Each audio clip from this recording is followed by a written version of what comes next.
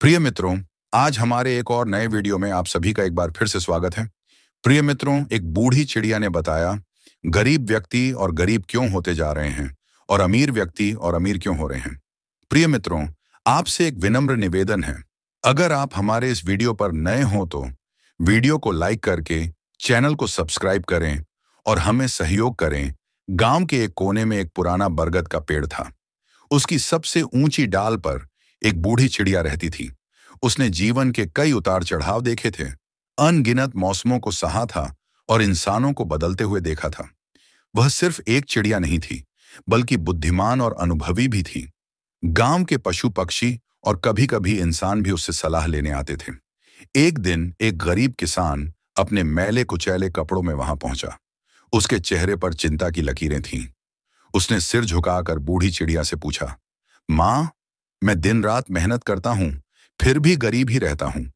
उधर साहूकार और जमींदार बैठे बैठे अमीर होते जा रहे हैं। यह अन्याय क्यों है? बूढ़ी चिड़िया ने अपनी आंखें मूंद दी और कुछ देर चुप रही।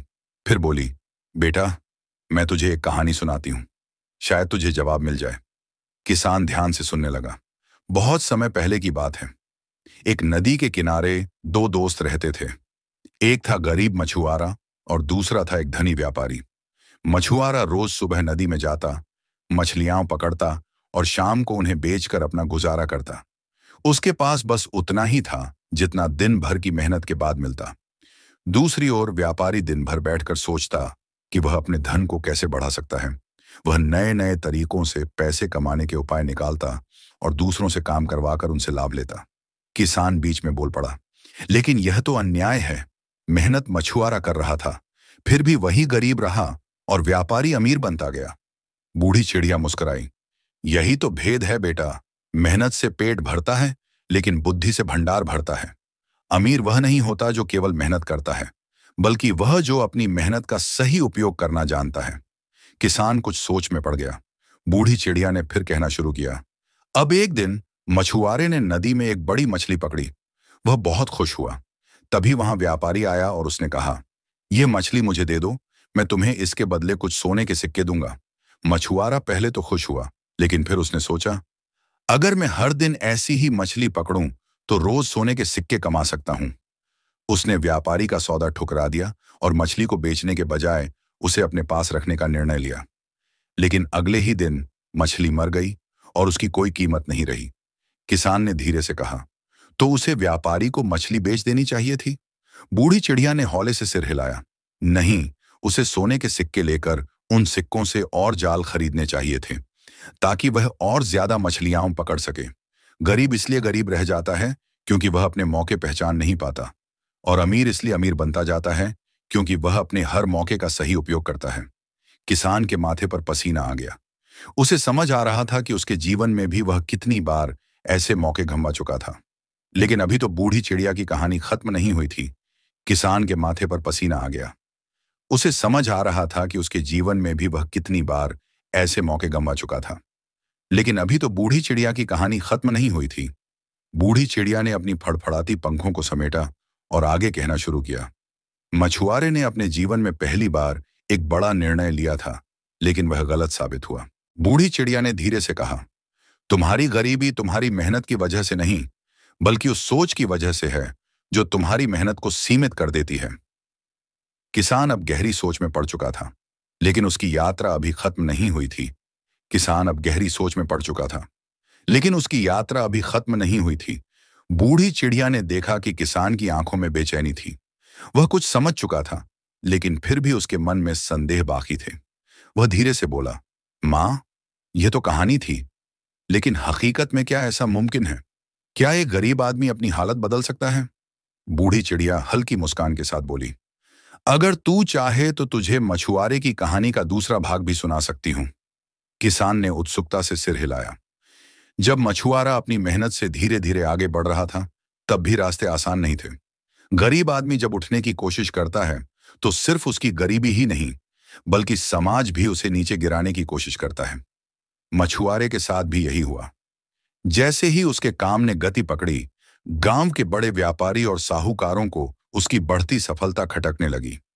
अब तक वे अपने हिसाब से मछुआरों को कम कीमत पर खरीदने बेचने के लिए मजबूर करते थे। लेकिन अब मछुआरा खुद बाजार से जुड़ रहा था। यह बात उन अमीरों को बर्दाश्त नहीं थी। पहले तो उन्होंने उसकी निंदा करनी शुरू कर दी। गांव में अफवाहें फैलाईं कि वह लालची हो गया है। वह अब अपने पुराने दोस्तों को भूल चुका है। जो मछुआरे उसके साथ काम कर रहे थे, उन्हें लालच देकर अलग करने की कोशिश की गई। कुछ कमजोर दिल वाले मछुआरे डर गए और पीछे हट गए। मगर असली मुसीबत तब आई जब एक दिन साहूकार ने उसकी नाव को नदी में जाने से रोक दिया। वह अपने गुंडों को लेकर आया और धमकी दी, अगर तुमने अपना धंधा बंद नहीं किया तो तुम्हारे लिए नदी में रहना मुश्किल कर देंगे। मछुआरा घबरा गया था, लेकिन अब वह पुराना मछुआरा नहीं था। वह जान चुका था कि हार मान लेने से गरीबी कभी नहीं जाएगी। उसने गांव के उन मछुआरों को इकट्ठा किया जो अभी भी उसके साथ थे और बोला, अगर हम डर गए तो फिर कभी उठ नहीं पाएंगे। हमें साथ मिलकर काम करना होगा। गांव के कुछ बुजुर्ग भी मछुआरे के समर्थन में आ गए। उन्होंने साहूकार से कहा, तुम्हें इन्हें रोकने का कोई अधिकार नहीं। नदी पर सबका हक है। साहूकार ने मछुआरे को घूरते हुए कहा, देखते हैं कब तक टिकते हो। जब तुम्हारे पास पैसे नहीं होंगे, जब तुम्हारे अपने लोग तुम्हें छोड़ देंगे, तब समझ आएगा कि अमीरी तुम्हारे बस की बात नहीं। मछुआरा जानता था कि अब लड़ाई और कठिन होने वाली थी। वह चुपचाप गांव के बाहर के बाजारों में गया और कुछ व्यापारियों से संपर्क किया। उसने उन्हें समझाया कि अगर वे सीधे गांव के मछुआरों से मछलियां खरीदेंगे तो उन्हें भी फायदा होगा। कुछ व्यापारियों ने उसकी बात मान ली। अब मछुआरे के पास एक और योजना थी। उसने उन मछुआरों को अपने साथ जोड़ा जो अब भी गरीब थे और साहूकार की गुलामी से निकलना चाहते थे। उसने छोटे छोटे समूह बनाए, उन्हें नए जाल खरीदने में मदद की और धीरे धीरे उनके लिए भी नए बाजार खोलने लगा। अब गांव में बदलाव आने लगा था। मछुआरे अब सिर्फ मेहनत नहीं कर रहे थे, बल्कि सोच समझकर अपने भविष्य को सुधार रहे थे। लेकिन यह बदलाव साहूकार और बड़े व्यापारियों को सहन नहीं हुआ। एक रात जब मछुआरा अपनी नाव पर था, कुछ लोग आए और उसकी नाव को तोड़ने लगे। उसके जाल फाड़ दिए गए। सुबह जब गांव वालों ने यह देखा तो सब सकते में आ गए। यह साफ था कि यह साहूकार का ही काम था। मछुआरा टूट चुका था। उसने सोचा कि शायद साहूकार सही कह रहा था। गरीब आदमी कभी अमीर नहीं बन सकता। लेकिन तभी वह साधु, जिससे उसने पहले ज्ञान लिया था, फिर से गांव में आया। उसने मछुआरे को निराश देखकर पूछा, क्या तुमने इतनी जल्दी हार मान ली? मछुआरे ने कहा, मेरे पास अब कुछ भी नहीं बचा। मेरी नाव भी चली गई। अब मैं कैसे आगे बढ़ूं? साधु मुस्कुराया और कहा, क्या तुम्हें लगता है कि तुमने जो सीखा है वह भी साहूकार छीन सकता है? मछुआरा चुप हो गया। उसे याद आया कि जब उसके पास कुछ नहीं था तब भी उसने नए रास्ते खोजे थे।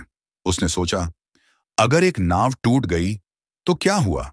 मैं फिर से नई नाव बना सकता हूं। अगर जाल फट गए तो क्या हुआ? मैं फिर से नए जाल खरीद सकता हूं। लेकिन अगर मैं अपनी सोच को हारने दूं तो मैं हमेशा गरीब ही रहूंगा। अगले ही दिन मछुआरा गांव वालों के साथ फिर से काम पर लग गया। इस बार उन्होंने मिलकर नावें बनाई। कई दिनों की मेहनत के बाद उन्होंने अपने कारोबार को फिर से खड़ा कर लिया। इस बार वे और ज्यादा मजबूत थे, क्योंकि अब वे सिर्फ मछली पकड़ने वाले नहीं थे, वे अपने भविष्य के मालिक बन चुके थे। बूढ़ी चिड़िया चुप हो गई। किसान की आंखों में एक नई चमक थी। मां, मैंने अब समझ लिया। गरीब आदमी इसलिए गरीब नहीं रहता क्योंकि उसके पास साधन नहीं होते, बल्कि इसलिए रहता है क्योंकि वह डरता है। वह अपनी हार को स्वीकार कर लेता है। लेकिन अगर वह सोच बदल दे तो वह अपनी गरीबी से ऊपर उठ सकता है। बूढ़ी चिड़िया ने हामी भरी। याद रख, मेहनत जरूरी है, लेकिन उससे ज्यादा जरूरी है सही दिशा में मेहनत करना। अगर तू अपनी सोच को बदल लेगा तो गरीबी कभी तुझे रोक नहीं पाएगी। किसान अब कुछ और नहीं बोला। वह उठा और धीरे धीरे अपने खेत की ओर चल पड़ा। उसकी चाल में अब पहले जैसी निराशा नहीं थी, बल्कि एक नई उम्मीद और दृढ़ निश्चय था। लेकिन यह तो सिर्फ उसकी यात्रा की शुरुआत थी। किसान अपने खेत की ओर जा रहा था, लेकिन उसके मन में हलचल मची हुई थी। बूढ़ी चिड़िया की कहानी ने उसके भीतर एक चिंगारी जला दी थी, पर उसे समझ नहीं आ रहा था कि वह क्या करे। उसकी हालत भी उस मछुआरे जैसी थी। दिन रात मेहनत करता, मगर गरीबी उसकी छाया की तरह उसके साथ चलती। रास्ते में चलते चलते वह सोचने लगा, मैं भी दिन रात खेतों में काम करता हूं, लेकिन हर बार कर्ज में डूब जाता हूं। साहूकार को सूद चुकाते चुकाते मेरी कमर टूट जाती है। आखिर मेरे खेतों से कमाई क्यों नहीं होती? साहूकार और व्यापारी ही क्यों अमीर होते हैं? मैं क्या कर सकता हूं? किसान के दिमाग में पहली बार एक विचार आया, शायद मेरी समस्या मेहनत की नहीं, बल्कि इस बात की है कि मैं अपनी मेहनत का सही इस्तेमाल नहीं कर रहा। अब उसने अपनी फसल के बारे में सोचना शुरू किया। हर साल वह वही अनाज उगाता था जो बाकी गांव वाले उगाते थे। यही कारण था कि जब भी फसल तैयार होती, बाजार में कीमत गिर जाती और उसे अपनी मेहनत का उचित दाम नहीं मिलता। व्यापारी सस्ते में खरीदकर महंगे दामों पर बेचते थे। किसान को बूढ़ी चिड़िया की बात याद आई, जो मौके को पहचान लेता है वही सफल होता है। उसने ठान लिया कि वह कुछ नया करेगा। किसान ने अपने खेतों में अलग अलग प्रकार की फसलें उगाने का विचार किया। उसने गांव के कुछ पुराने बुजुर्गों से सलाह ली और जाना कि कुछ फसलें ऐसी होती हैं जो कम लोग उगाते हैं, लेकिन बाजार में उनकी मांग ज्यादा होती है। लेकिन जब उसने यह बात गांव के दूसरे किसानों को बताई तो वे हंसने लगे। अरे, तू कोई बड़ा साहूकार थोड़ी है जो नए प्रयोग करेगा। हमारे बाप दादा ने यही अनाज उगाया, तू अपनी अक्ल मत लड़ाना। कहीं ऐसा ना हो कि तेरी पूरी फसल बर्बाद हो जाए और तू और भी गरीब हो जाए। किसान को यह सुनकर झटका लगा, लेकिन अब वह कमजोर नहीं पड़ना चाहता था। उसने फैसला कर लिया था कि वह डर के बिना आगे बढ़ेगा। किसान के पास नई फसल उगाने के लिए पैसे नहीं थे। उसे अच्छे बीज और नई तकनीकों की जरूरत थी, लेकिन उसके पास सिर्फ उतने ही पैसे थे जिससे वह मुश्किल से अपना पेट भर सकता था। एक दिन वह फिर बूढ़ी चिड़िया के पास पहुंचा और बोला, माँ, मैं कुछ नया करना चाहता हूं, लेकिन मेरे पास संसाधन नहीं है। अब मैं क्या करूं? बूढ़ी चिड़िया ने मुस्कुराकर कहा, बेटा, सबसे बड़ा संसाधन तेरा दिमाग है। अगर तू उसे सही से इस्तेमाल करे तो तेरे पास सब कुछ है। किसान ने सोचा, अगर मेरे पास पैसे नहीं हैं तो मुझे ऐसे रास्ते खोजने होंगे जिससे मैं बिना ज्यादा खर्च किए अपने खेत को बदल सकूं। वह कुछ गांवों में गया और ऐसे किसानों से मिला जिन्होंने अपने खेतों में नई फसलें उगाने की कोशिश की थी। उसने उनसे सीखा कि कैसे बिना महंगे बीज खरीदे भी अच्छी फसल उगाई जा सकती है। उसने यह भी जाना कि जैविक खाद का उपयोग करने से वह महंगे उर्वरकों पर निर्भर हुए बिना फसल को अच्छा बना सकता है।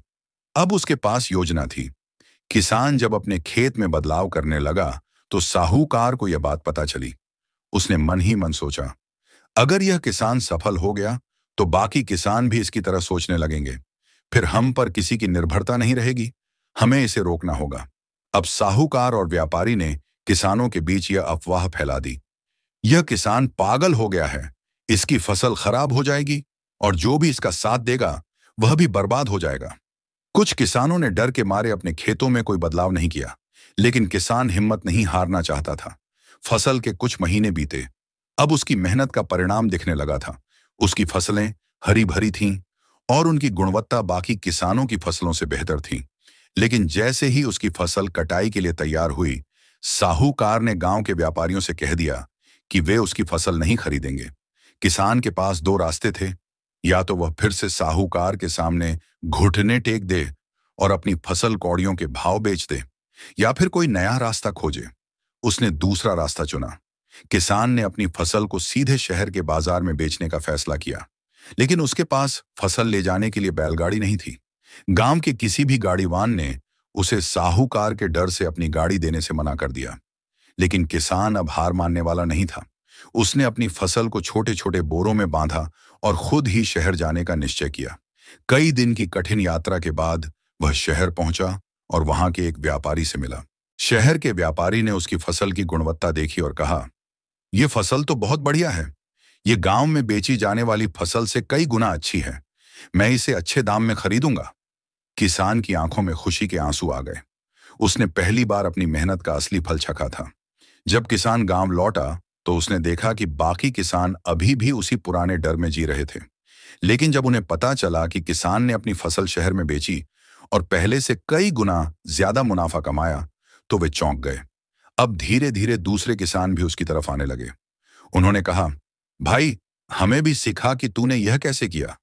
अब किसान अकेला नहीं था। धीरे धीरे उसने गांव के अन्य किसानों को भी नई खेती के तरीके सिखाए। कुछ ही वर्षों में गांव का हर किसान आत्मनिर्भर होने लगा। साहूकार और व्यापारी के पास अब किसानों को लूटने का कोई रास्ता नहीं बचा। अब किसान फिर से बूढ़ी चिड़िया के पास पहुंचा। वह बोला, मां, तुम सही कहती थीं। गरीबी सिर्फ मेहनत से नहीं जाती, बल्कि सही सोच और सही दिशा में मेहनत करने से जाती है। पहले मैं सोचता था कि अमीर सिर्फ अमीर बनते हैं और गरीब गरीब ही रहते हैं। लेकिन अब मैंने जान लिया है कि गरीब भी अमीर बन सकता है, अगर वह अपने डर से लड़ना सीख ले। बूढ़ी चिड़िया मुस्कुराई और बोली, बेटा, तेरा संघर्ष अभी खत्म नहीं हुआ। तुझे अब आगे बढ़ते रहना होगा, ताकि जो तूने सीखा वह कभी खो न जाए। किसान ने सिर झुका लिया। अब वह सिर्फ एक मामूली किसान नहीं था, वह अपनी तकदीर का मालिक बन चुका था। लेकिन उसकी असली परीक्षा अभी बाकी थी। किसान अब गांव में एक नई पहचान बना चुका था। उसकी मेहनत और नई सोच ने उसे साहूकारों और व्यापारियों की जकड़ से मुक्त कर दिया था। लेकिन जब कोई गरीब आदमी अपनी तकदीर बदलने लगता है, तो दुनिया उसे आसानी से सफल नहीं होने देती। गांव के बाकी किसानों ने जब देखा कि यह किसान अब मुनाफा कमा रहा है, तो वे भी उससे जुड़ने लगे। धीरे धीरे गांव में एक नई लहर उठी। अब किसान सिर्फ अपनी जमीन जोतने वाले नहीं थे, वे समझदार बन रहे थे, अपनी मेहनत का सही मूल्य समझने लगे थे। यह बात साहूकार को बिल्कुल पसंद नहीं आई। अब तक वही गांव का मालिक था, वही तय करता था कि कौन क्या उगाएगा, कौन कितना कमाएगा। उसने अपने गुंडों को बुलाया और गुस्से में बोला, अगर यह किसान इसी तरह बढ़ता रहा तो हमारा धंधा खत्म हो जाएगा, हमें इसे रोकना होगा। अगली ही रात किसान के खेतों में आग लगा दी गई। उसकी हरी भरी फसलें जलकर राख हो गईं। जब सुबह गांव वालों ने यह देखा तो सब डर गए।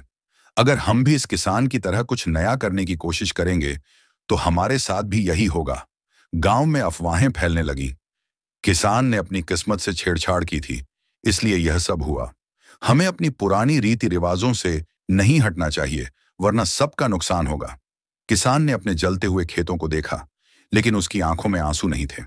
अब वह डरने वाला नहीं था।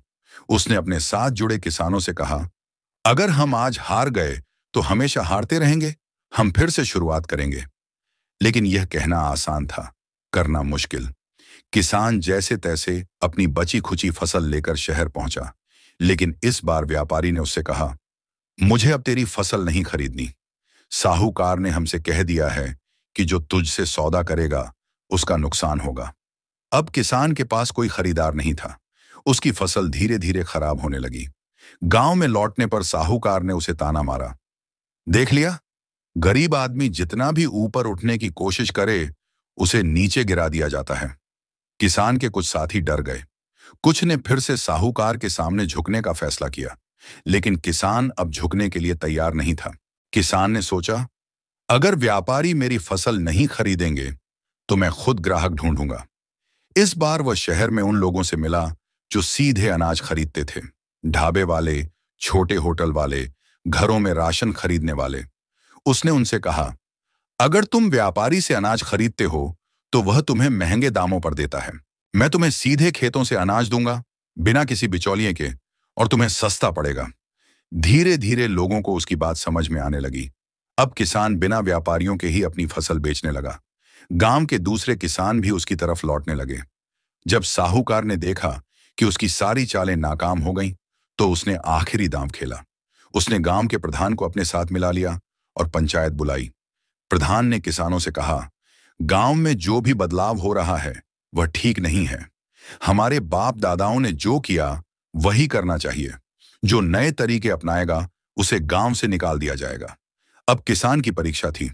अगर वह झुक जाता तो सब कुछ खत्म हो जाता। लेकिन उसने साहूकार की आंखों में आंखें डालकर कहा, अगर बदलाव गलत होता तो आज अमीर और गरीब के बीच इतना बड़ा फर्क नहीं होता। तुम हमें डराकर रोक नहीं सकते। गांव के कई किसान अब पूरी तरह उसके साथ आ चुके थे। वे सब एकजुट हो गए और बोले, अगर कोई गांव छोड़ेगा तो वो हम नहीं, बल्कि वो लोग होंगे जो हमें गुलाम बनाए रखना चाहते हैं। अब साहूकार के पास कोई रास्ता नहीं बचा। गांव बदल चुका था। किसान अब सिर्फ मेहनतकश नहीं, बल्कि समझदार भी बन चुके थे। कुछ महीनों बाद गांव के किसानों ने मिलकर एक छोटा सहकारी समूह बनाया। अब वे किसी साहूकार या व्यापारी पर निर्भर नहीं थे। वे खुद अपनी फसल उगाते, खुद उसे बेचते और खुद ही अपने दाम तय करते। बूढ़ी चिड़िया फिर किसान के पास आई और मुस्कुराकर बोली, बेटा, तेरा संघर्ष खत्म नहीं हुआ, लेकिन अब तुझे रास्ता मिल गया है। अब कोई तुझे रोक नहीं सकता। किसान ने सिर ऊंचा किया और अपने हरे भरे खेतों की ओर देखा। अब वह सिर्फ एक मामूली किसान नहीं था, वह अपनी तकदीर का मालिक बन चुका था, लेकिन आगे भी चुनौतियां थीं और किसान अब उनके लिए तैयार था। गांव के किसानों ने जब देखा कि साहूकार और व्यापारी अब उनकी जिंदगी पर राज नहीं कर सकते, तो उनमें आत्मविश्वास आ गया। अब वे अपनी फसल को खुद बेचते, खुद दाम तय करते और अपने भविष्य का फैसला खुद करते। लेकिन जैसे जैसे गांव में बदलाव आया, वैसे वैसे बाहर से नए खतरे आने लगे। किसान अब सोच रहा था कि जब उसने अपने गांव को आत्मनिर्भर बना लिया है, तो अब कौन उसे रोक सकता है। पर वह नहीं जानता था कि जब गरीब उठता है, तो दुनिया उसे गिराने के लिए नए नए रास्ते खोजती है। अब जब गांव के किसान अपनी फसल सीधे शहर में बेचने लगे, तो शहर के बड़े व्यापारी भी नाराज हो गए। पहले वे साहूकारों से सस्ता अनाज खरीदते और ऊंचे दामों में बेचते थे, लेकिन अब गांव के किसान खुद बाजार तक पहुंच रहे थे और लोगों को सस्ते में अनाज दे रहे थे। इससे व्यापारियों को भारी नुकसान होने लगा। उन्होंने मिलकर एक योजना बनाई। अगर ये किसान हमारे बाजार में घुसे, तो हमें बर्बाद कर देंगे। हमें इन्हें रोकना होगा। उन्होंने सरकारी अधिकारियों को रिश्वत दी और नए नियम लागू करवा दिए। गांव के किसानों को शहर में अनाज बेचने के लिए लाइसेंस लेना होगा। बिना लाइसेंस के कोई भी किसान बाजार में फसल नहीं बेच सकता। लाइसेंस पाने के लिए भारी फीस देनी होगी, जो गरीब किसानों के लिए नामुमकिन थी। जब किसान शहर पहुंचा, तो उसे रोक दिया गया। अब तू अपना अनाज यहां नहीं बेच सकता। अगर बेचना है तो पहले लाइसेंस ले। किसान निराश नहीं हुआ। वह समझ गया था कि जब तक कोई गरीब खुद के लिए आवाज नहीं उठाएगा, तब तक अमीर लोग उसे दबाते रहेंगे। अब किसान गांव लौटकर अपने साथियों के पास गया और कहा, अगर हमें अपने अधिकार चाहिए तो हमें मिलकर लड़ना होगा। ये सिर्फ मेरी लड़ाई नहीं है, ये हम सबकी लड़ाई है। लेकिन कुछ किसान डर गए। सरकार से कौन लड़ सकता है? अगर हमने विरोध किया तो हमें जेल में डाल दिया जाएगा। हमें जो मिलता है उसी में संतोष कर लेना चाहिए। पर किसान अब हार मानने के लिए तैयार नहीं था। उसने गांव के कुछ पढ़े लिखे लोगों से मदद मांगी और जाना कि सरकार के बनाए कानून लोगों के लिए होते हैं, न कि सिर्फ अमीरों के लिए। अगर हम सब मिलकर अपनी आवाज उठाएं, तो सरकार को अपने फैसले बदलने होंगे। अब किसान अकेला नहीं था। धीरे धीरे पूरे गांव के किसान एक साथ आ गए। उन्होंने पंचायत बुलाई और तय किया कि वे सब मिलकर प्रशासन के पास जाएंगे और अपनी बात रखेंगे। अगर उनकी बात नहीं सुनी गई, तो वे गांव के बाहर धरना देंगे और अपनी मांग पूरी होने तक नहीं हटेंगे। अगर उन्हें जबरदस्ती रोका गया, तो वे अपनी फसल को सड़कों पर फेंक देंगे, लेकिन व्यापारियों को सस्ते में नहीं बेचेंगे। अब किसान और उसके साथी जिला मुख्यालय पहुंचे। वहां उन्होंने अधिकारियों से कहा, हमें यह कानून मंजूर नहीं, यह गरीब किसानों को रोकने के लिए बनाया गया है। लेकिन अधिकारी रिश्वत खाकर बैठे थे। उन्होंने किसानों की बात नहीं सुनी और कहा, अगर तुम्हें अपने अनाज का सही दाम चाहिए, तो इसे व्यापारियों को ही बेचना होगा। हम कोई नियम नहीं बदल सकते। अब किसान समझ गया कि यह लड़ाई लंबी चलने वाली है। किसान और उसके साथी वहीं बैठ गए। दिन रात बीतने लगे, लेकिन वे टस से मस नहीं हुए। धीरे धीरे आसपास के दूसरे गांवों के किसान भी जुड़ने लगे। अब यह सिर्फ एक गांव की लड़ाई नहीं रही, यह पूरे इलाके के किसानों की लड़ाई बन चुकी थी। अखबारों में खबर छपने लगी, गरीब किसानों के खिलाफ सरकारी अन्याय। किसानों को उनका हक क्यों नहीं मिल रहा? अब सरकार पर दबाव बढ़ने लगा, लेकिन व्यापारी भी पीछे हटने के लिए तैयार नहीं थे। उन्होंने पुलिस को भेजा ताकि किसानों को वहां से हटाया जा सके। पुलिस आई और किसानों से कहा, अगर तुम लोग यहां से नहीं हटे, तो तुम्हें जेल में डाल दिया जाएगा। लेकिन किसान डरे नहीं।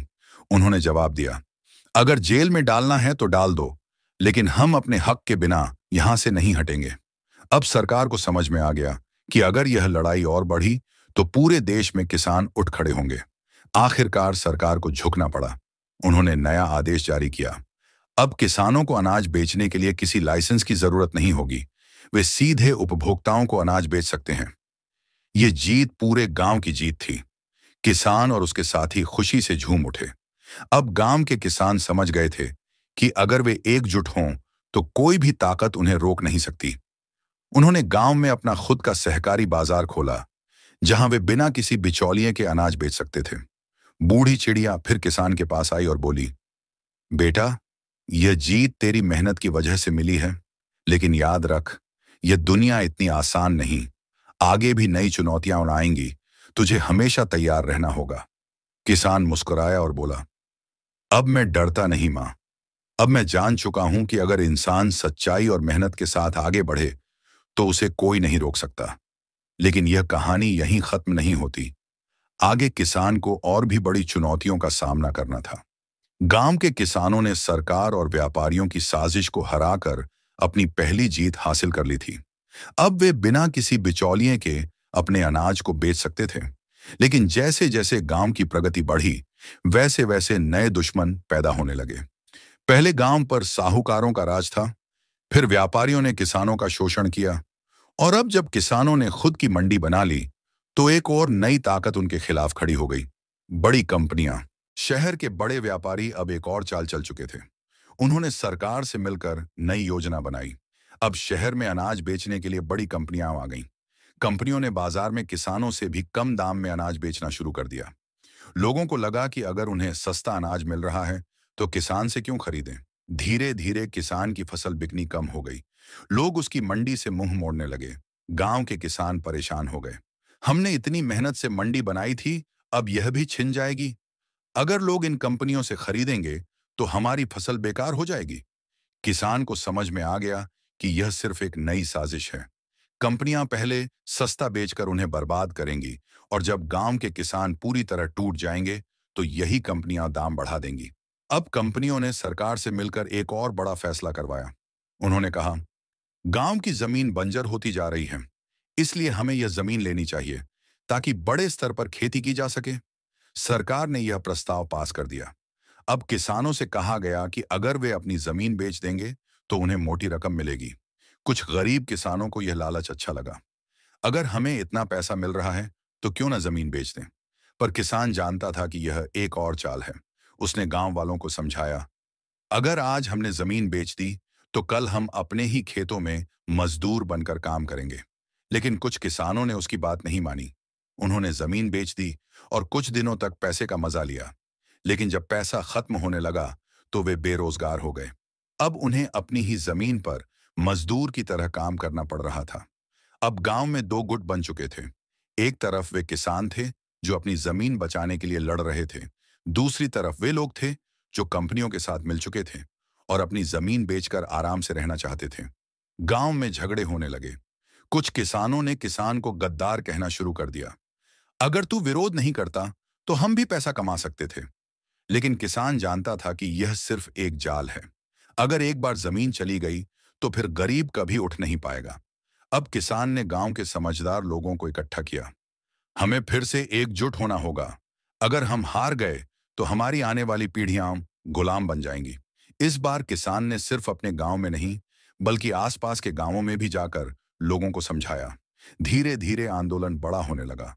अब किसान और उसके साथी शहर पहुंचे और सरकार से बोले, अगर तुमने हमारी जमीन छीनी, तो हम भूख हड़ताल करेंगे। धीरे धीरे यह खबर फैलने लगी। अब यह सिर्फ एक गांव की नहीं, पूरे राज्य के किसानों की लड़ाई बन चुकी थी। अब सरकार पर दबाव बढ़ने लगा। मीडिया भी किसानों का समर्थन करने लगी। नया आदेश, किसानों की जीत। कई हफ्तों तक संघर्ष चला। सरकार को डर लगने लगा कि अगर यह आंदोलन और बढ़ा, तो चुनाव में नुकसान हो सकता है। आखिरकार सरकार को झुकना पड़ा। उन्होंने नया आदेश जारी किया, किसानों की जमीन अब कोई नहीं ले सकता। अगर कोई किसान खुद जमीन बेचना चाहे, तो भी उसे पहले गांव की पंचायत से अनुमति लेनी होगी। यह जीत किसान और उसके साथियों की थी। लेकिन संघर्ष अभी खत्म नहीं हुआ। अब किसान को समझ में आ गया था कि गरीब की असली लड़ाई सिर्फ पैसा कमाने की नहीं, बल्कि अपने अधिकारों को बचाने की है। बूढ़ी चिड़िया फिर उसके पास आई और मुस्कुराकर बोली, बेटा, तूने आज फिर एक बड़ी जंग जीत ली, लेकिन यह रास्ता लंबा है। तुझे आगे और भी कठिनाइयों का सामना करना होगा। किसान ने आसमान की ओर देखा और कहा, अब मैं कभी नहीं रुकूंगा। लेकिन अभी असली लड़ाई बाकी थी। गांव के किसानों ने अपनी जमीन बचा ली थी, लेकिन उनके सामने एक और बड़ी चुनौती खड़ी हो गई। बड़ी कंपनियों की साजिश तो नाकाम हो गई थी, लेकिन उन्होंने हार नहीं मानी। अब उन्होंने किसानों को एक और तरीके से तोड़ने की योजना बनाई, खेती को महंगा और मुश्किल बनाकर। अब तक किसान खुद अपने खेतों के लिए बीज बचा लेते थे, पर धीरे धीरे बाजार में नए तरह के बीज आने लगे। सरकार और कंपनियां कहने लगीं, ये नए बीज ज्यादा उपज देंगे। अगर किसान इनका इस्तेमाल करेगा, तो उसकी फसल पहले से दोगुनी हो जाएगी। गांव के कुछ किसानों ने इन बीजों को खरीदना शुरू कर दिया, लेकिन कुछ समय बाद उन्हें पता चला कि ये बीज सिर्फ एक बार ही इस्तेमाल किए जा सकते हैं। अगर अगली बार बोना होगा तो फिर से खरीदना पड़ेगा। अब किसान कंपनियों पर निर्भर हो गए। पहले वे अपने पुराने बीजों से काम चला लेते थे, लेकिन अब हर साल उन्हें महंगे दामों पर नए बीज खरीदने पड़ रहे थे। कंपनियों ने किसानों से कहा, अगर तुम्हें अच्छी फसल चाहिए तो तुम्हें हमारी खाद और कीटनाशक भी खरीदने होंगे। धीरे धीरे किसानों की लागत बढ़ने लगी। पहले वे कम पैसों में खेती कर लेते थे, लेकिन अब बीज, खाद और दवाइयों पर इतना खर्च हो रहा था कि मुनाफा घटने लगा। अब गांव में फिर से कर्ज बढ़ने लगा। किसान जो कुछ कमाते वह साहूकार और कंपनियों को दे देते। पहले उन्होंने व्यापारियों और साहूकारों से आजादी पाई थी, लेकिन अब वे नई गुलामी में फंस चुके थे। किसान ने जब यह देखा तो उसे समझ में आ गया कि यह एक और जाल है। किसान अब हार मानने वाला नहीं था। उसने पुराने लोगों से पूछा, पहले जब कोई कंपनियां नहीं थीं, तब खेती कैसे होती थी? गांव के बुजुर्गों ने बताया, हम अपने बीज खुद बचाते थे, खेतों में गोबर और जैविक खाद डालते थे, कोई रसायन नहीं डालते थे, फिर भी फसल अच्छी होती थी। अब किसान को रास्ता मिल गया। उसने अपने खेतों में फिर से पुरानी तकनीकें अपनानी शुरू कर दी, अपने पुराने बीजों को बचाना शुरू किया। गोबर और प्राकृतिक खाद से खेत तैयार किए। कीटनाशकों की जगह नीम, गोमूत्र और अन्य देसी उपाय अपनाने लगा। धीरे धीरे उसकी फसल फिर से अच्छी होने लगी और इस बार लागत भी कम थी। गांव के कुछ किसान फिर भी डर रहे थे। अगर यह तरीका फेल हो गया तो हमारी पूरी मेहनत बर्बाद हो जाएगी। लेकिन किसान ने उन्हें समझाया, हम पहले ही बर्बादी के रास्ते पर हैं। अगर अब हमने कुछ नहीं बदला तो हमेशा गुलाम बने रहेंगे। धीरे धीरे गांव के और किसान उसके साथ जुड़ने लगे। जब कंपनियों को पता चला कि किसान अब उनकी खाद और बीज नहीं खरीद रहे, तो उन्होंने एक और चाल चली।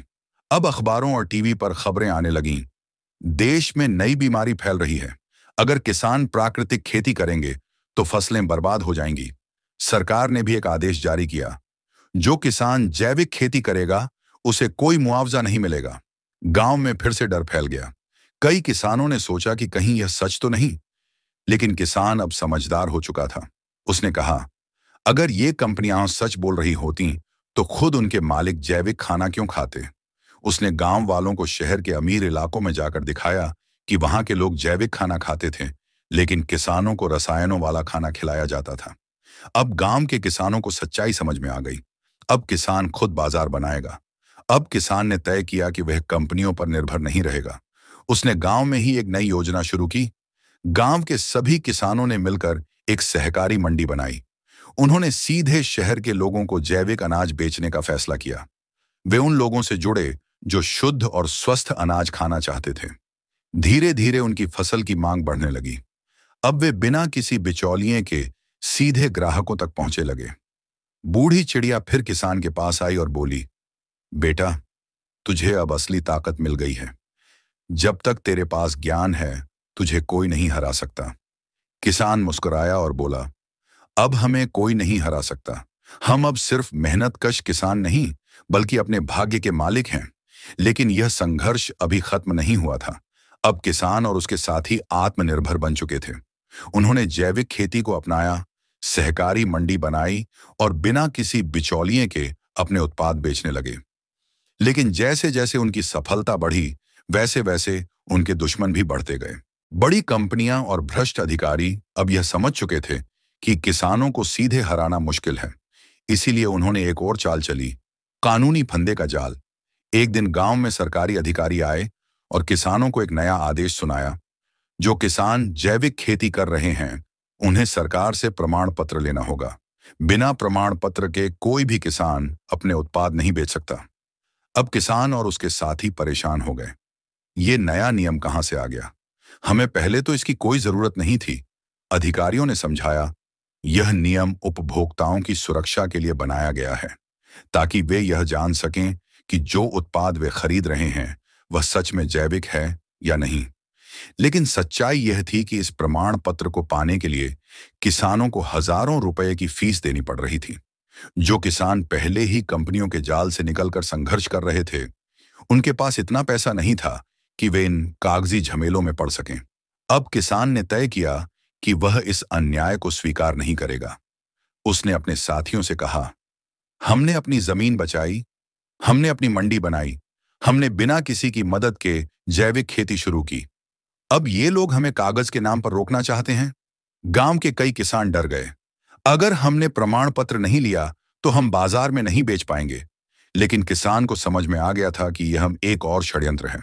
उसने तय किया कि वह अपने उत्पाद को गांव के पास के छोटे कस्बों और शहरों में सीधा बेचेगा, बिना किसी सरकारी प्रमाण पत्र के। लेकिन यह इतना आसान नहीं था। अब प्रशासन ने एक और आदेश जारी कर दिया। अगर किसी किसान के पास प्रमाण पत्र नहीं है तो उसकी फसल जब्त कर ली जाएगी। अब अधिकारियों ने किसानों के खेतों पर छापे मारने शुरू कर दिए। जो किसान बिना प्रमाण पत्र के अनाज बेच रहे थे, उनकी उपज जब्त कर ली जाती थी। एक दिन किसान की खुद की फसल भी जब्त कर ली गई। वह गुस्से से भर गया। उसने अधिकारियों से कहा, तुम लोग हमारी मेहनत को छीनने का हक कैसे रखते हो? लेकिन अधिकारी बोले, अगर नियम पसंद नहीं तो सरकार से लड़ो। अब किसान ने तय कर लिया कि वह सच में सरकार से लड़ेगा। अब किसान ने पूरे गांव के किसानों को इकट्ठा किया। उन्होंने तय किया कि वे अदालत में केस करेंगे और यह साबित करेंगे कि यह कानून किसानों को दबाने के लिए बनाया गया है। लेकिन अदालत में लड़ाई आसान नहीं थी। वकीलों की फीस भारी थी। सरकारी अफसरों ने किसानों को डराने की कोशिश की। गांव के कुछ लोगों ने ही किसान का विरोध करना शुरू कर दिया। अगर तू यह लड़ाई हार गया तो हमें भी नुकसान होगा। हमें सरकार से नहीं लड़ना चाहिए। हमें जो मिल रहा है उसमें संतोष कर लेना चाहिए। लेकिन किसान अब पीछे हटने वाला नहीं था। उसने गांव के ही पढ़े लिखे युवाओं से मदद ली और अदालत में अपने हक की लड़ाई लड़ी। ये लड़ाई महीनों तक चली। एक दिन अदालत ने फैसला सुनाया, सरकार का यह नियम किसानों के साथ अन्याय करता है। छोटे किसानों को बिना किसी शुल्क के प्रमाण पत्र दिया जाएगा और उनकी उपज जब्त नहीं की जाएगी। यह एक ऐतिहासिक जीत थी। किसान और उसके साथी खुशी से झूम उठे। अब वे बिना किसी डर के अपनी खेती कर सकते थे। लेकिन संघर्ष खत्म नहीं हुआ था। बूढ़ी चिड़िया फिर आई और बोली, बेटा, तूने एक और जंग जीत ली, लेकिन याद रख, जब तक दुनिया में लालच और सत्ता का खेल चलता रहेगा, गरीब की लड़ाई कभी खत्म नहीं होगी। किसान ने मुस्कुराकर कहा, मैं अब कभी हार नहीं मानूंगा। लेकिन किसान को नहीं पता था कि उसकी अगली लड़ाई और भी कठिन होने वाली थी। गांव के किसानों ने सरकारी नियमों के खिलाफ अपनी लड़ाई जीत ली थी। अब वे अपनी उपज बिना किसी रोक टोक के बेच सकते थे। लेकिन जो ताकतें किसानों को गुलाम बनाए रखना चाहती थीं, वे इतनी जल्दी हार मानने वाली नहीं थीं।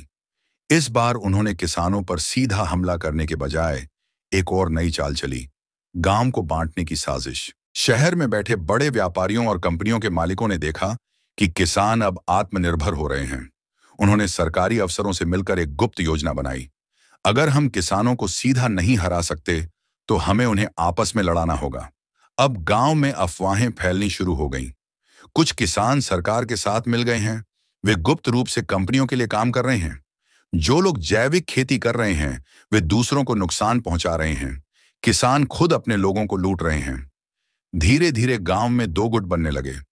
एक तरफ वे किसान थे जो अभी भी अपनी पुरानी मेहनत और ईमानदारी से खेती कर रहे थे। दूसरी तरफ वे लोग थे जिन्होंने डर के कारण फिर से कंपनियों से हाथ मिला लिया था। गांव में तनाव बढ़ा, किसान पर हमला। एक रात जब किसान अपने खेत से लौट रहा था तो अचानक कुछ नकाबपोश लोगों ने उस पर हमला कर दिया। तू बहुत बड़ा नेता बन गया है, हमें हमारी किस्मत पर छोड़ दे। किसान को जमीन पर गिरा दिया गया। उसके सिर पर चोट आई, लेकिन वह फिर भी खड़ा हुआ। जो लोग मुझसे लड़ रहे हैं वे असल में मेरे अपने ही हैं। उन्हें असली दुश्मन का पता ही नहीं। अब गांव में डर का माहौल बन गया।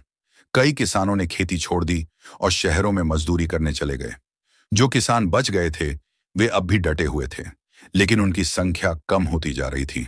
पानी की लड़ाई। गांव में पानी की समस्या पहले भी थी, लेकिन किसान और उसके साथी मिलकर काम करते थे, इसलिए सबका गुजारा हो जाता था।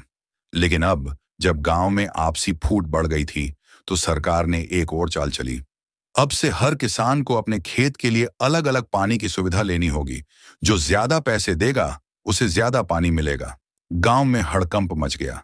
हम तो पहले भी पानी के लिए तरसते थे, अब अगर इसे भी बेच दिया जाएगा तो गरीब किसान तो मर ही जाएगा। सरकार ने यह फैसला इसलिए लिया था कि गरीब किसानों को दबाया जा सके। जो किसान पहले से कमजोर थे वे अब पूरी तरह टूट जाएं। किसान का जवाब, पानी पर हक की लड़ाई। अब किसान ने तय कर लिया कि वह फिर से संघर्ष करेगा। उसने गांव के लोगों को इकट्ठा किया और कहा, अगर हम अपनी जमीन के लिए लड़ सकते हैं तो अपने पानी के लिए क्यों नहीं। इस बार किसान ने आंदोलन का तरीका बदल दिया। उसने सरकार के खिलाफ विरोध करने के बजाय अपने ही गांव में नए कुएं और तालाब बनाने का फैसला किया। गांव के लोग मिलकर खुदाई करने लगे। कुछ लोगों ने अपने घर का पैसा भी दिया। कई महीनों तक कठिन परिश्रम चला। आखिरकार किसानों ने अपने दम पर गांव में एक नया जल स्रोत बना लिया। सरकार को अब यह देखकर गुस्सा आ गया। उन्होंने नए कानून बना दिए। गैर कानूनी रूप से बनाए गए कुएं और तालाब अवैध हैं। सरकार इसे बंद कर देगी। लेकिन किसान अब डरने वाला नहीं था। उसने गांव वालों से कहा, अगर सरकार हमारे पानी के खिलाफ आएगी तो हम उसे रोकेंगे। गांव में पुलिस का आतंक। अब सरकार ने गांव में पुलिस भेज दी। वे आए और किसानों से कहा, यह जल स्रोत अब तुम्हारा नहीं रहा, इसे सरकार के नियंत्रण में लिया जाएगा। गांव के किसानों ने जवाब दिया, हमने इसे अपनी मेहनत से बनाया है, यह हमारा है। पुलिस ने लाठीचार्ज शुरू कर दिया। कई किसानों को पीटा गया, कुछ को जेल में डाल दिया गया। लेकिन इस बार गांव के लोगों में डर नहीं था, बल्कि गुस्सा था। अब पूरे राज्य के किसान इस लड़ाई में कूद पड़े। शहरों में प्रदर्शन होने लगे। सोशल मीडिया पर भी यह खबर फैल गई। धीरे धीरे सरकार पर दबाव बढ़ने लगा। आखिरकार सरकार को झुकना पड़ा। उन्होंने किसानों को उनका पानी लौटा दिया। लेकिन लड़ाई खत्म नहीं हुई थी। बूढ़ी चिड़िया फिर किसान के पास आई और बोली, बेटा, तूने फिर से जीत हासिल की, लेकिन यह संघर्ष कभी खत्म नहीं होगा। किसान ने आसमान की ओर देखा और कहा, अब मैं हार मानने वाला नहीं, चाहे जो भी हो।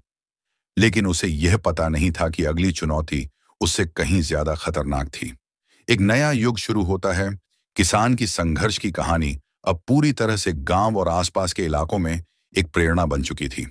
उसने जो कुछ भी सीखा वह अब अन्य किसानों के साथ साझा कर रहा था। उसने समझ लिया था कि अकेले वह कुछ भी नहीं कर सकता, लेकिन जब सब मिलकर एकजुट होते हैं तो हर समस्या का समाधान निकल आता है। गांव में अब एक नया बदलाव आ गया था। किसान अब केवल अपनी उपज बेचने तक सीमित नहीं थे, बल्कि वे सामूहिक विकास की दिशा में काम कर रहे थे। साझा जल स्रोत, सामूहिक मंडी, जैविक खेती को बढ़ावा देना, शिक्षा और कौशल विकास के लिए काम करना, यह सब अब उनके जीवन का हिस्सा बन चुका था।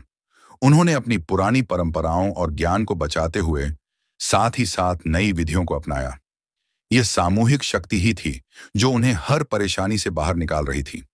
किसान ने अपने गांव में एक नया कदम बढ़ाया। उसने शहर के लोगों को अपने खेतों में आने का आमंत्रण दिया। वह उन्हें दिखाना चाहता था कि कैसे जैविक खेती न केवल पर्यावरण के लिए अच्छा है, बल्कि यह किसानों के लिए भी फायदेमंद है। धीरे धीरे शहर के लोग भी जागरूक होने लगे और उनकी खेती को समर्थन देने लगे। अब किसान और गांव वाले खुद को एक नई पहचान में देखने लगे थे। वे किसी पर निर्भर नहीं थे। उनके पास सब कुछ था, अपनी मेहनत, अपनी जमीन और सबसे महत्वपूर्ण, अपनी स्वतंत्रता। अंत संघर्ष के बाद मिली असली स्वतंत्रता। एक दिन किसान गांव के बाहर खड़ा था और सूरज की रोशनी में अपने खेतों को देख रहा था। उसने सोचा, यह जो रास्ता मैंने चुना था वह आसान नहीं था। कभी हार मानने का ख्याल आया, लेकिन जो संघर्ष मैंने किया उसने मुझे असली स्वतंत्रता दी। आज मुझे लगता है कि मैं केवल अपने लिए नहीं, बल्कि पूरे गांव और आने वाली पीढ़ियों के लिए लड़ रहा हूं। बूढ़ी चिड़िया फिर से उसके पास आई। उसने उसकी आंखों में उम्मीद और संतोष की झलक देखी। तूने वह सब किया जो तुझसे किया जा सकता था। अब तुम्हारे पास जो ताकत है वह किसी बाहरी शक्ति से नहीं, बल्कि तुम्हारी मेहनत, सच्चाई और सामूहिकता से आई है। किसान मुस्कुराया और बोला, मैंने कभी नहीं सोचा था कि यह दिन देख पाऊंगा। अब मुझे लगता है जीवन की असली सच्चाई यह है कि संघर्ष केवल व्यक्ति के लिए नहीं, समाज के लिए भी होता है। हम जितना एकजुट होंगे उतनी ही ज्यादा ताकत हमारे पास होगी। वह जानता था कि संघर्ष का सिलसिला कभी खत्म नहीं होता, लेकिन अब उसके पास रास्ता था, सच्चाई, मेहनत और सामूहिकता का रास्ता। किसान ने अपनी मेहनत और संघर्ष से जो रास्ता चुना था वह अब गांव के लिए प्रेरणा बन चुका था। वह अकेला नहीं था। अब उसके साथ हर वो किसान था जिसने अपने घर की जमीन, अपने श्रम और अपनी आजादी के लिए संघर्ष किया था। लेकिन उस संघर्ष के बाद अब उन्हें जो चीज मिली वह किसी भी विजय युद्ध से अधिक मूल्यवान थी, असली स्वतंत्रता। गांव में अब बदलाव आ चुका था। किसानों ने न केवल अपनी जमीन और खेती बचाई, बल्कि उन्होंने एक नए समाज की नींव भी रखी। जैविक खेती से लेकर सामूहिक जल प्रबंधन, शिक्षा और स्वस्थ जीवन शैली तक सब कुछ अब उनकी प्राथमिकता बन चुका था। अब किसान केवल अपने खेतों के लिए नहीं, बल्कि अपने गांव, अपने समाज और आने वाली पीढ़ियों के लिए भी संघर्ष कर रहे थे। गांव में जो पहले एक डर और संकोच का माहौल था, वह अब आत्मविश्वास और आशा से भर गया था। उन्होंने किसी पर निर्भर रहने की बजाय अपने खुद के हाथों में अपनी तकदीर की डोर पकड़ ली थी। सरकारी नियम, कंपनियों की साजिश और बिचौलियों की चालें अब उनके लिए कोई मायने नहीं रखती थीं। किसान ने शहर के लोगों को भी अपनी खेती का हिस्सा बनाने की कोशिश की। उसने शहरों में अपने खेतों को दिखाया, जैविक उत्पादों को बेचना शुरू किया और वहां के लोगों को सिखाया कि अगर खेती सही तरीके से की जाए, तो यह न केवल किसानों के लिए, बल्कि पूरे समाज के लिए लाभकारी हो सकती है। जब किसान गांव के बाहर खड़ा था और अपने खेतों को देख रहा था, तो वह जानता था कि यह सफर कठिन था, लेकिन उसने कभी हार नहीं मानी। उसकी आंखों में संतोष और शांति थी, क्योंकि अब उसे समझ में आ गया था कि असली ताकत केवल सामूहिक संघर्ष से ही आती है। एक दिन जब वह अपने खेतों के बीच में खड़ा था, बूढ़ी चिड़िया फिर आई। उसकी आंखों में वही ज्ञान और अनुभव था, जैसा हमेशा होता था। उसने किसान से कहा, तूने बहुत कुछ सीखा और किया है। अब तेरे पास सब कुछ है, अपनी मेहनत, अपनी जमीन, अपनी स्वतंत्रता। किसान ने उसकी बातों का जवाब देते हुए कहा, सचमुच यह संघर्ष केवल मेरी नहीं, बल्कि हर उस इंसान की कहानी है जो अपने अधिकारों के लिए खड़ा हुआ।